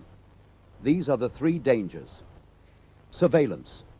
They gather valuable intel. Sabotage. They destroy vital infrastructure. Strikes. They can be deadly dangerous. You can protect yourself and your family. Later on, we shall show you what steps to take. To accomplish their objectives, they can be deployed by air using vampire drones. They can be equipped with mobility features like a robotic arm or outfitted with one of these weapon systems: an assault rifle, a sniper rifle, an anti-tank rocket launcher, or a flamethrower. Although they hunt alone, they can also be deployed in a pack for maximum damage. This is called a swarm. A swarm can communicate and coordinate to achieve its objective: killing sentient life. That's you, in case you were wondering. I don't know if some of you are newer here, but I actually have a video of one of these dog robots with a flamethrower on it. So I know this is kind of, fun and everything, but these things do exist, these exact dog robots, and they do mount weapons and tools on them. If you are being attacked by quadrupedal autonomous agents, these are the sounds you must recognize. First, if an attack is coming, then you will hear the hum of drones in the sky. They sound like this.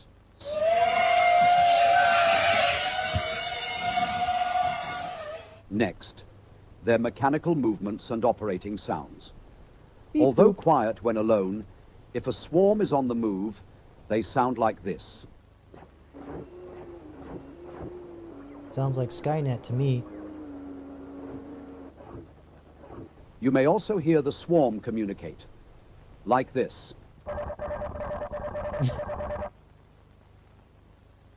The heat signature of a robot dog is the same as a rabbit's, making them difficult to detect with thermal imaging. But if it is dark, mounted optic lasers or glowing sensors can be seen with the naked eye. If you make visual contact with a robot dog in your neighborhood, please alert the authorities. Here, Fido, here, Fido. Anytime robot dogs are identified, warnings of the attack will be broadcast through a text message warning and sound.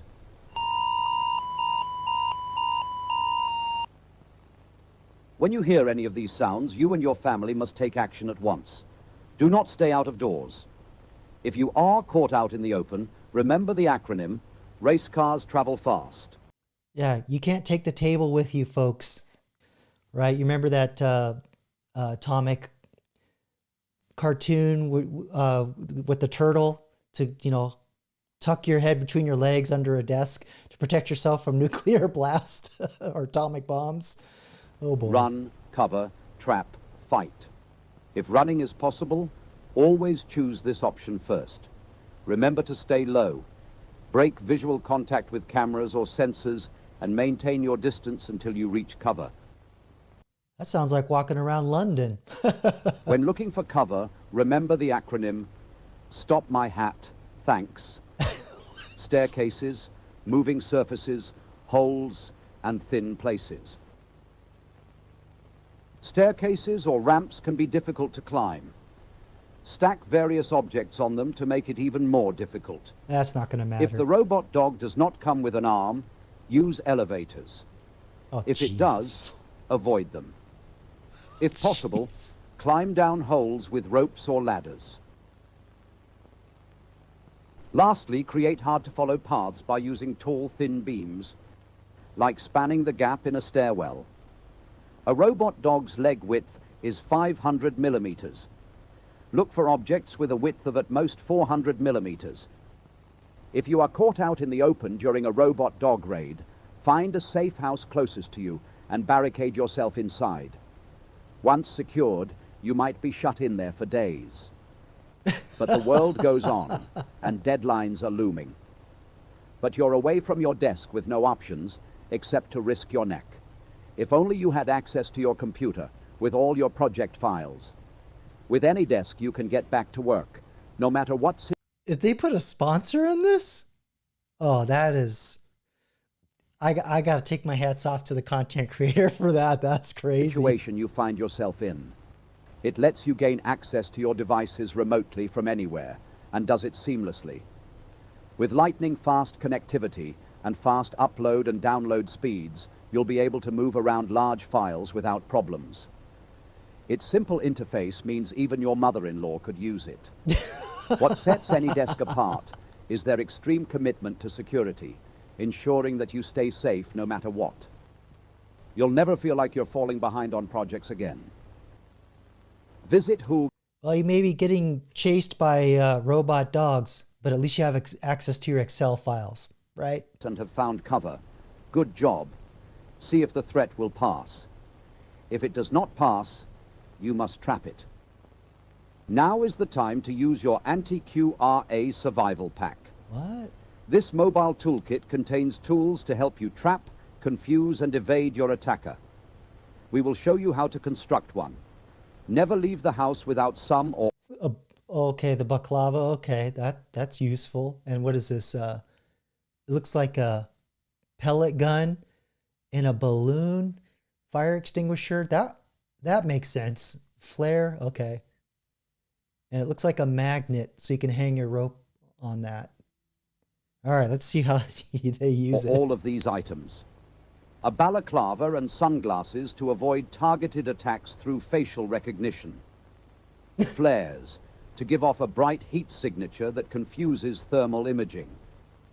A small powder-based fire extinguisher to create a dust cloud that can cover sensors and create a smoke screen.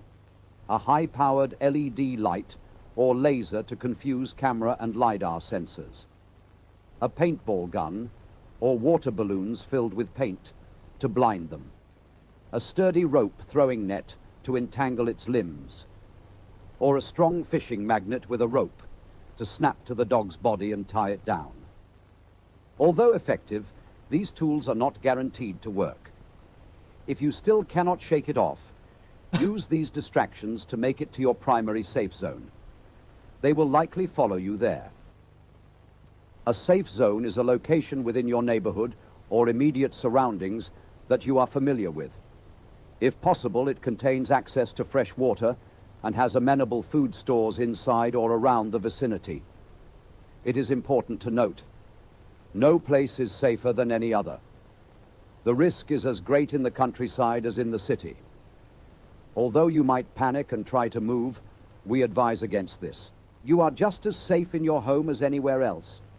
No one will know where the safest place will be. Safe as houses, right?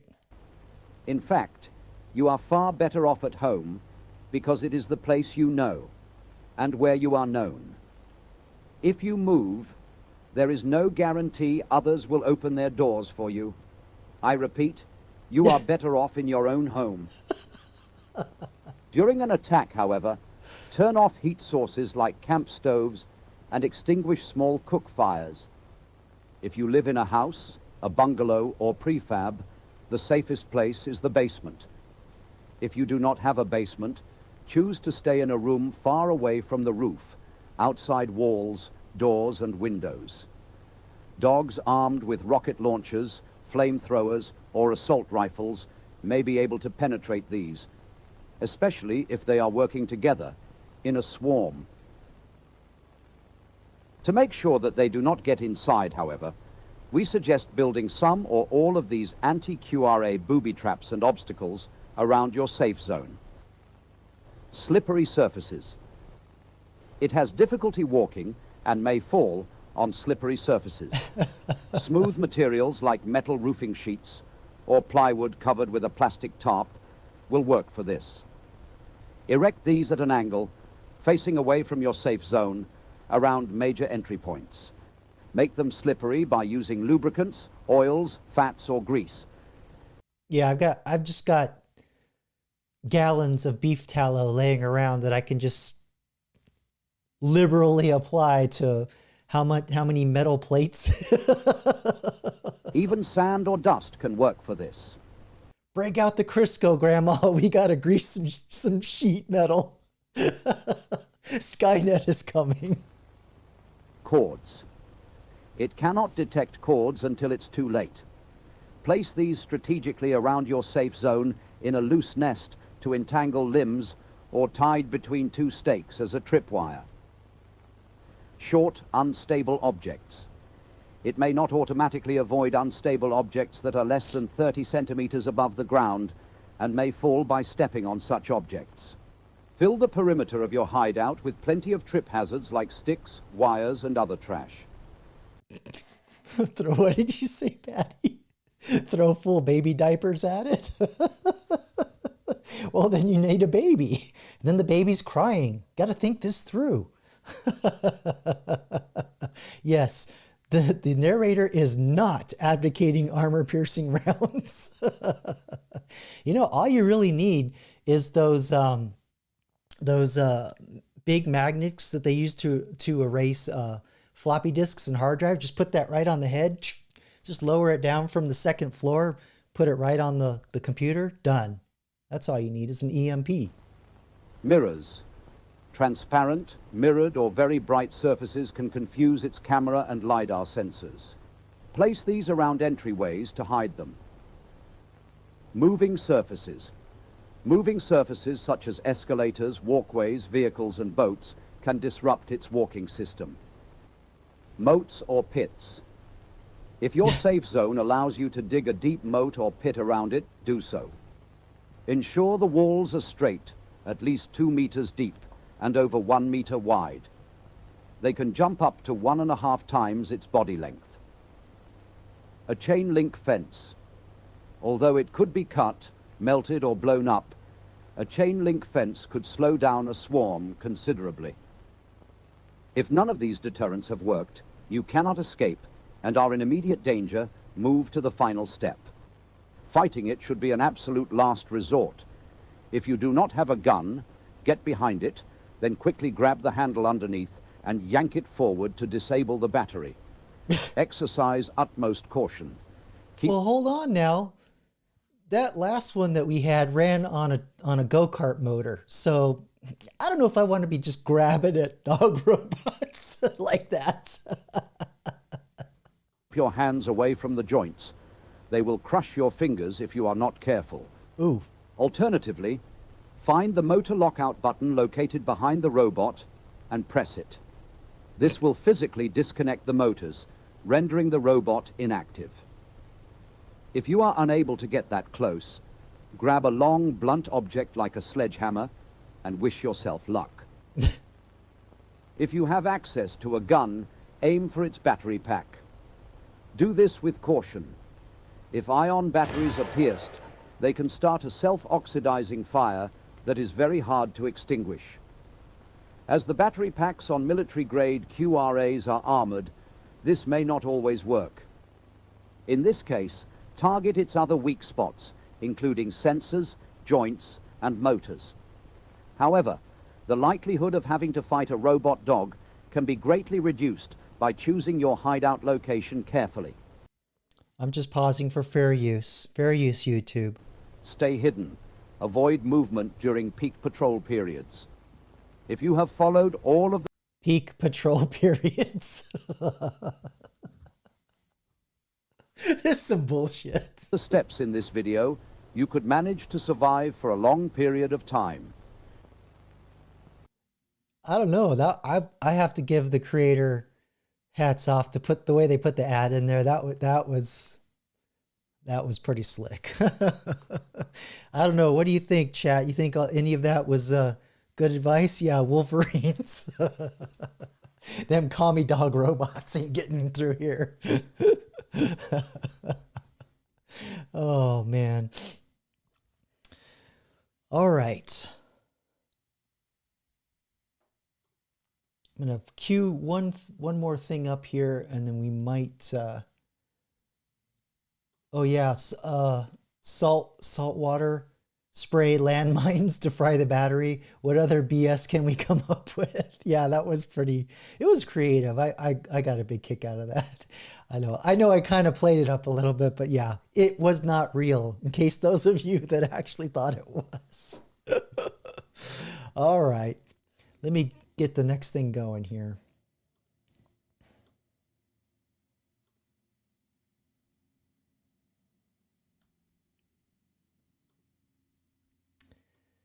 Let's close out those.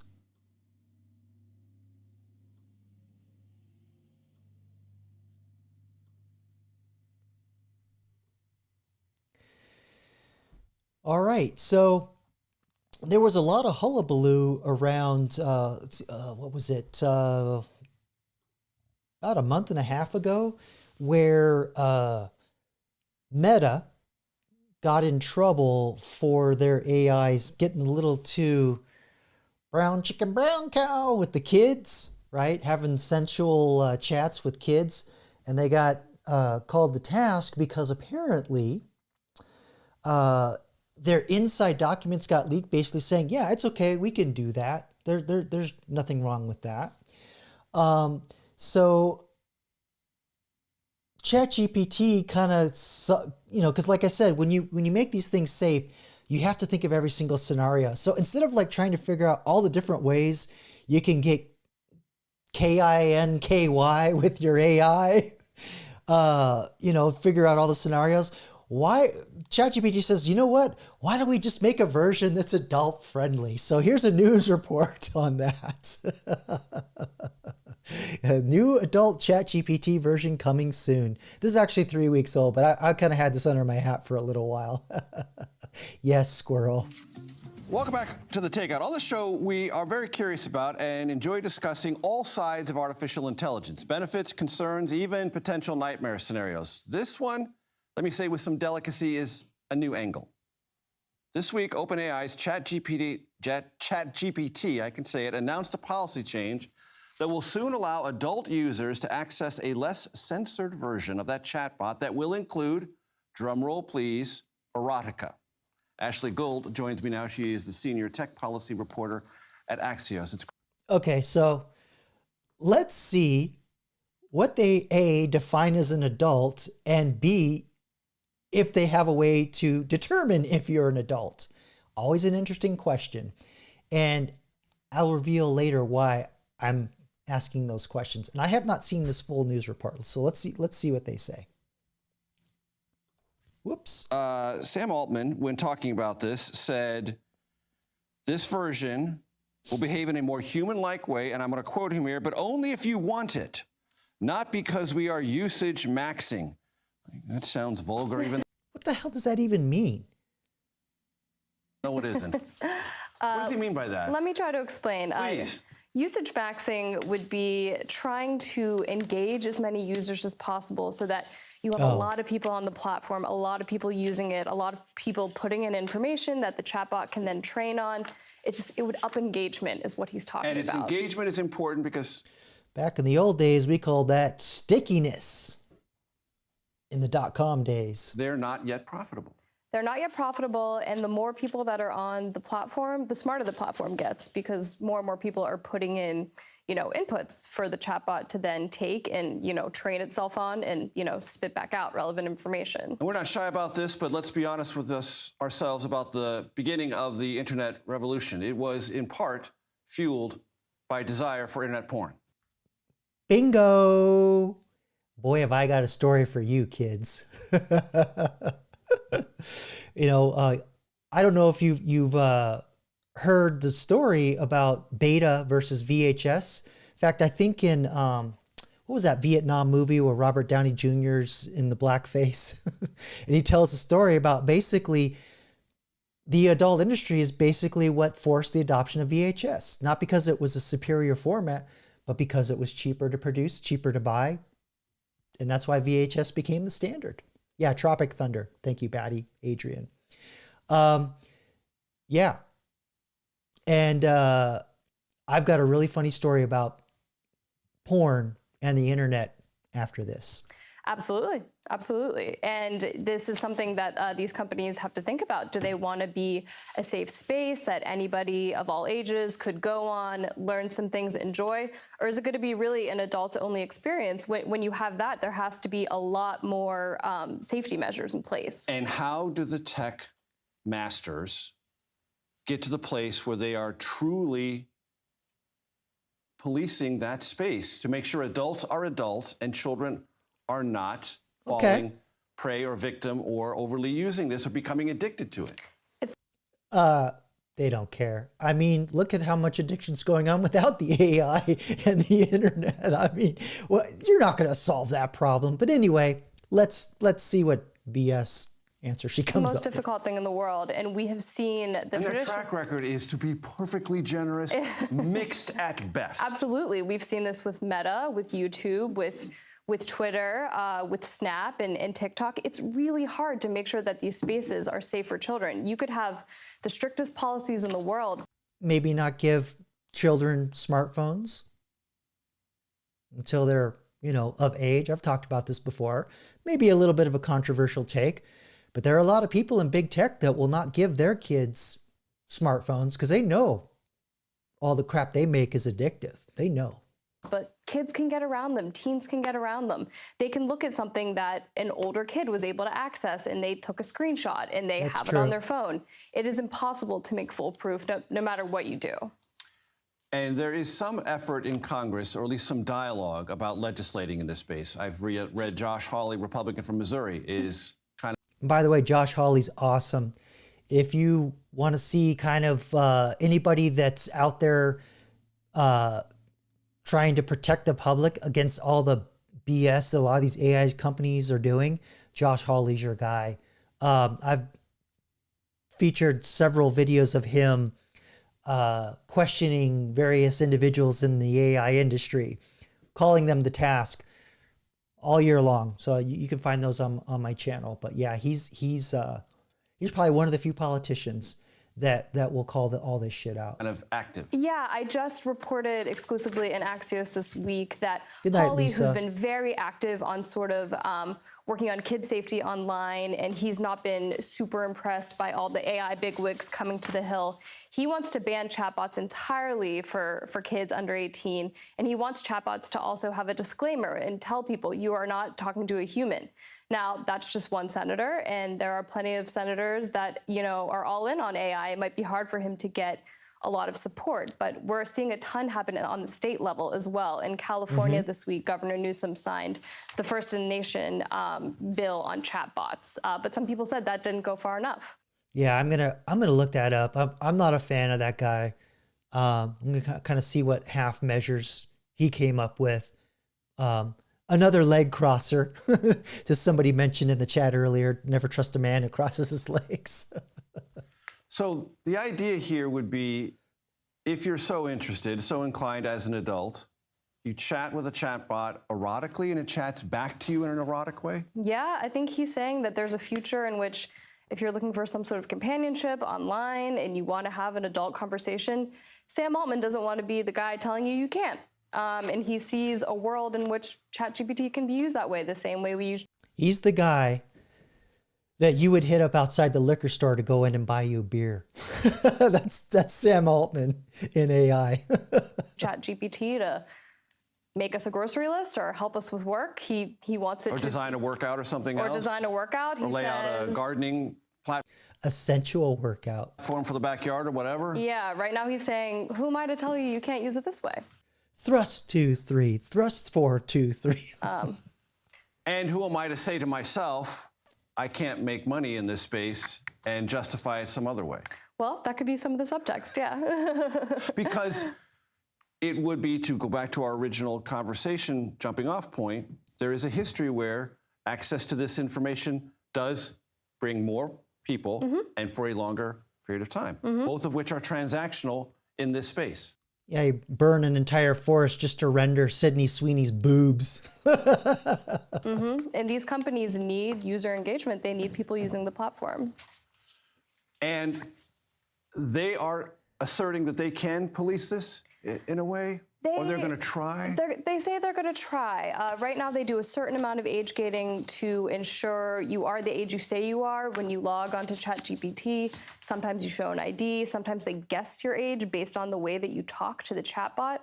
No. I mean, not even Google doesn't like do more than go, do you solemnly swear that you're 18 years and older? If you sign up for a Gmail account in more recent years, but there's lots of legacy accounts where they never did that. So I don't know. And I'm not a fan of digital ID, but there's really no other way that you could absolutely 100% guarantee, with more certainty that someone is the age and is the person who they say they are when they sign up for a service. I don't want that. But, that's honestly, it's probably really the only way that I could think of that you could really check everybody. But like I said before, none of that is foolproof. You could use an older sibling's account. You could use your parents' account when they're not home. Age verification is really, really hard. I mean, Meta struggled with it. This is before biometrics, or even the world of AI, just kids using social media at all. It's been very hard to tackle this issue. Anyone of a certain age knows how much kids are better at all of this than we are. Exactly. Yeah, so there you go. Yeah, kind of a zero-sum game. But I kind of want to get to my story about the prawn and the internet, early days of the internet. And I'm aging myself with this story. So back in the mid-90s, let's say 1996, your boy graduated from college. And I got a job with IBM up in San Jose. And when I got up there, there was no internet on the IBM corporate network. And IBM was big. They were massive. They had their own network, and they could connect all their locations. There was a New York campus, and I was in the San Jose campus, and they had campuses all over the world, and they're all networked, and you could communicate, but there was no internet where you could get on the web and read the news. Barely any shopping. Like, the internet was very tiny. But about 2 months after I started my job, there was a big announcement that, hey, everybody, we're connecting the internet to the IBM corporate network. It was a huge deal. And just to give you a little more background, what my job was is I supported the facilities. So facilities would be like janitors, security. There was a fire department, ton of janitors, a lot of janitors for whatever reason, a lot of janitors at IBM on San Jose campus. And so it wasn't very long after the internet got connected to the IBM corporate network, and I'd go out and I'd have to deploy a computer, or replace a keyboard or something, for a janitor or whatever, 'cause basically I was a glorified computer repairman. And I get pulled aside and they're like, "Hey, Jacob, you're young. You know about the internet, right?" "Yeah, I've used it." Because, in college, we had to dial in on the phone, on a telephone line. So, that was actually one reason why I got my job there, is because I knew how to actually get on the internet. And I understood networking a little bit. And so, yeah, they're like, "Yeah, you know about the internet, and you know about, the pictures, right? The adult stuff. Where do I get it? Can you show me here on how to do it on this computer here?" So it's like somebody at work asking me how to show them where to go get the adult stuff on the internet. So I was like, "No, man, I can't do that." And so you got to remember, in the old days, we did not have search engines. Search engines were probably a year or two later after this, before everybody was really, we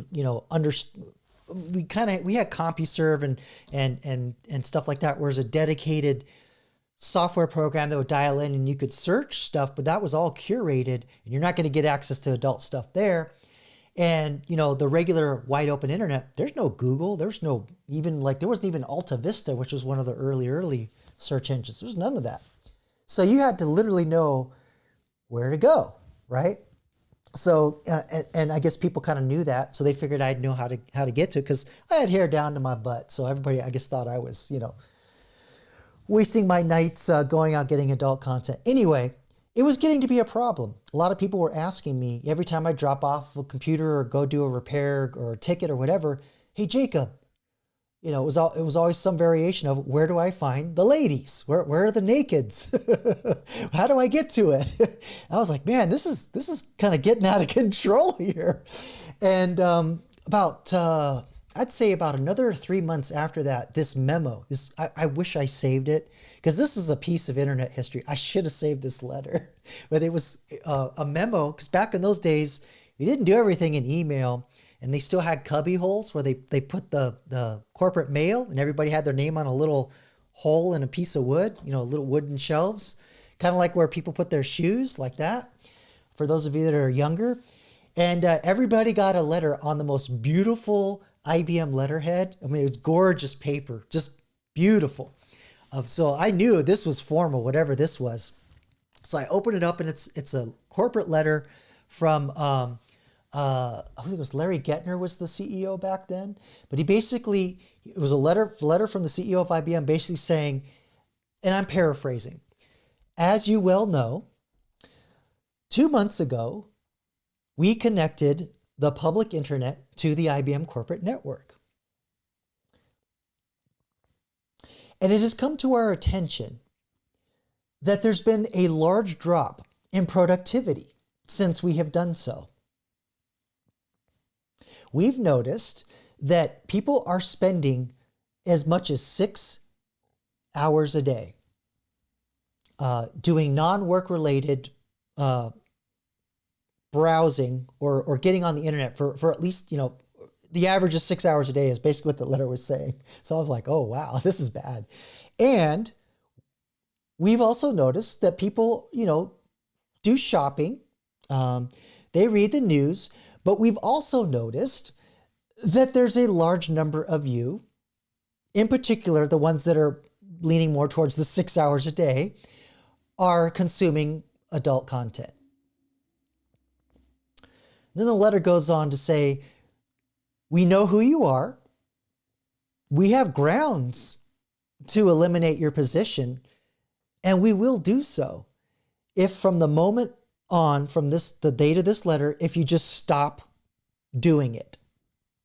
We'll just basically, the letter saying, we'll forgive everybody for wasting 6 hours a day on the adult stuff, right? And the letter goes on to basically say, and for the rest of you, this is what really, it wasn't just the adult stuff, but this is what really surprised me about the letter. And for the rest of you that are wasting a lot of time on the web, just limit your browsing to no more than 3 hours a day. I was like, wow, that's pretty generous.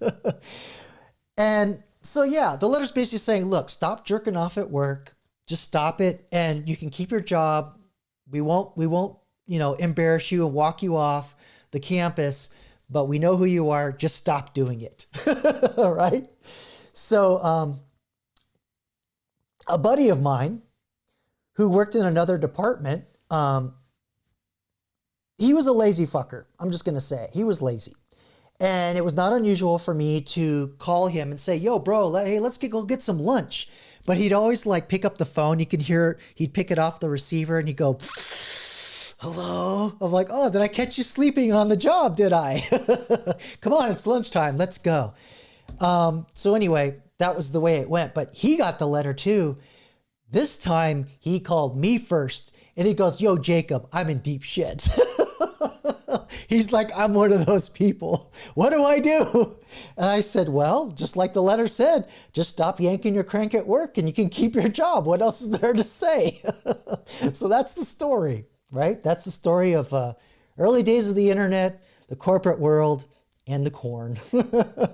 So there you go. Yeah. Yes, Adrian, 6 hours on adult. Yeah, that's quite some stamina. I'd say some people were probably getting numb hands after that amount of time. But yeah, I couldn't believe it. 6 hours was the average. Because another building that I took care of was a kind of part of, it wasn't facilities, but it was known as Building 12. That's all they called it. But everybody knew what it was. And what they did is it was cheaper for IBM to basically take their problem employees or other sticky situations that may be that, like, if they laid them off, they could get sued or whatever. A lot of times IBM just didn't want to do that. So what they would do is they'd stick all these people in Building 12. And this building was massive. It had 3 hallways going down one in the center, 2 on the side, and then offices on the outside, and then offices between all the massive hallways. And so that was one of the buildings I was tasked to take care of. And I would go in there, and there was this guy I'd go in his office, and he was always calling, hey, I need this done on my laptop. Hey, he just liked having the ability to just have people come and do whatever, but he'd just sit there and read his paper all day. And he was probably one of the numb hand people. Let's just call it that.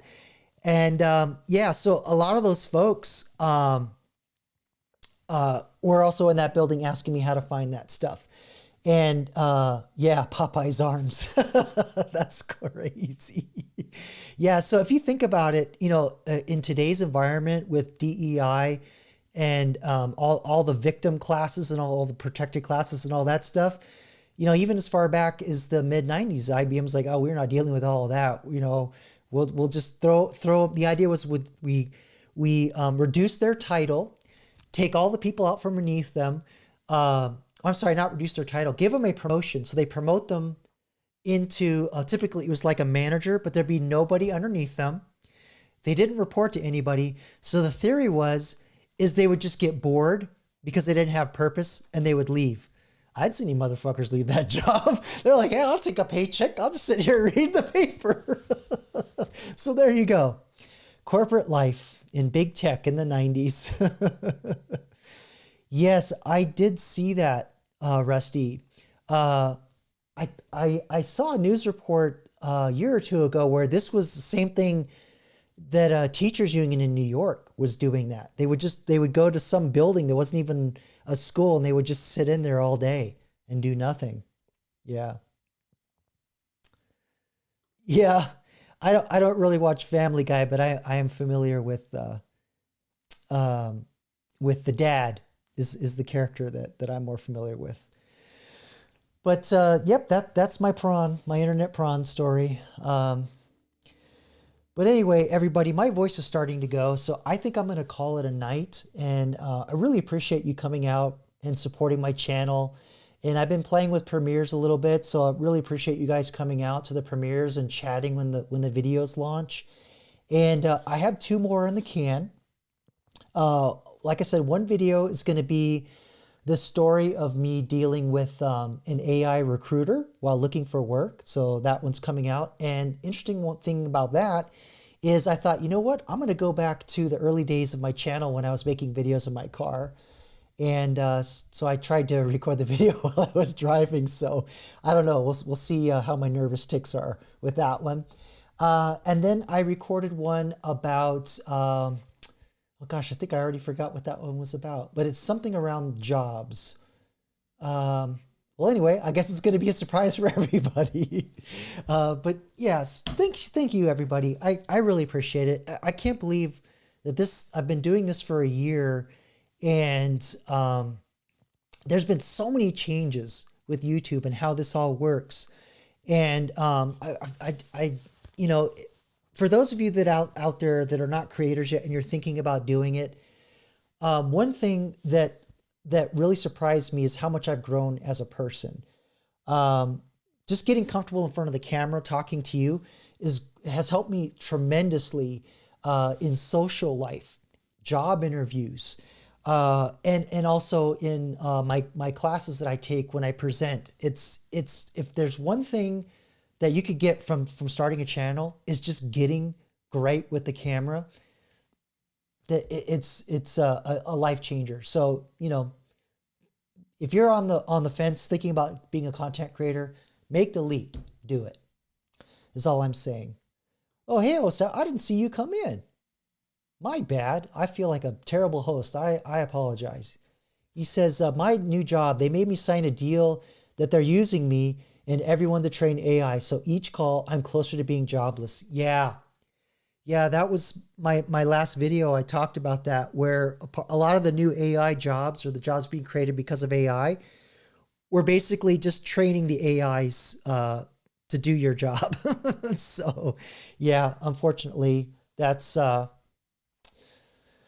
think that's what's going to happen. And you know, all the layoffs too, I don't think it's around AI. I think that's just a scapegoat. A lot of it's just people overhired for COVID, and they're just shedding all the dead weight. I mean, look at all the videos of the people in big tech, you know, filming, going and getting snacks and shit like that. They're all fired. I bet you. You know, I'm not really sure how you could get around this. I think that maybe the only way to survive all of this is to just have a side gig. I think that's what work is going to be like in the future for a lot of us. It's going to look a lot like consulting, unfortunately. But you got a job, you know. So I'm glad to hear it. It took me a year and a half to find something that would pay the bills. Yeah, it's been rough out there. So if y'all are looking for work and you want me to talk more about using AI to help, you know, with your resume or to find work, or to do other things to maybe put on a better face for the job search, let me know. I'd be glad to do that, because I know right now it's rough out there. But anyway, that's it for this week's live stream. Thanks again, everybody, for coming out and supporting the channel. And as I always say, until the next one, peace.